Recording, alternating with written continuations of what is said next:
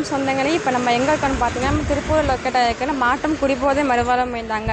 இங்கே அப்படி என்ன சேவைகள் செய்கிறாங்கன்னு வாங்க பார்க்கலாம்.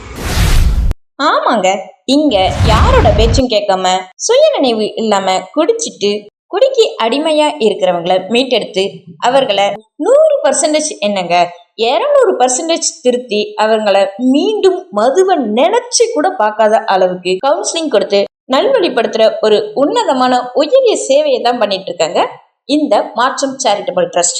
வாங்க அவங்கள்ட்ட பேசலாம். எல்லாருக்கும் வணக்கம். இங்கே மாற்றம் குடிபோதை மறுவாழ்வு மையத்தில் இருந்துங்க.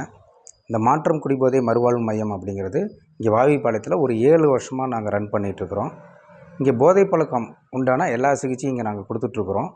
அதாவது என்னன்னு கேட்டிங்கன்னா, மது போதை, கஞ்சா, போதை ஊசி, போதை மாத்திரை, இந்த மாதிரியான போதை பழக்கத்துக்கு அடிமையானவங்களை இங்கே நாங்கள் ரெக்கவரி பண்ணி சரி பண்ணி அவங்க ஃபேமிலிக்கு ஒரு நல்ல ஒரு மாற்றத்தை ஏற்படுத்தி அவங்க குடும்பத்தில் நாங்கள் ஒப்படைக்கிறோம்.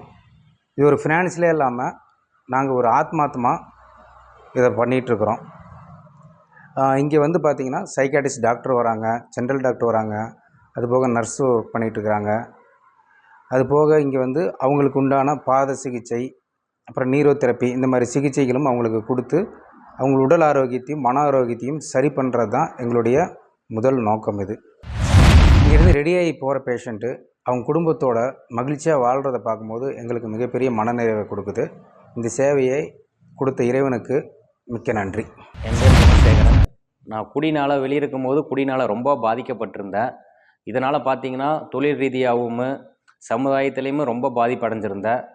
நான் குடினால் ஒரு உயிரிழப்பும் கூட என்னால் ஏற்பட்டுருச்சு. அதுக்கப்புறம் என் குடும்பத்தார்னால் இந்த மாற்றம் குடிபோதை மறுவாழ்வு மையத்தில் கொண்டு வந்து சேர்த்தி விட்டாங்க. சேர்த்தி விட்ட பின்னாடி நல்ல முறையாக ட்ரீட்மெண்ட் எடுத்த பின்னாடி இப்போ குடியேற்ற வாழ்க்கை வாழ்ந்து 2 வருஷமாக நல்லா இருக்கிறேன். எனக்கு இங்கேயே ஒரு வேலையும் கூட அமைச்சு கொடுத்துட்டாங்க.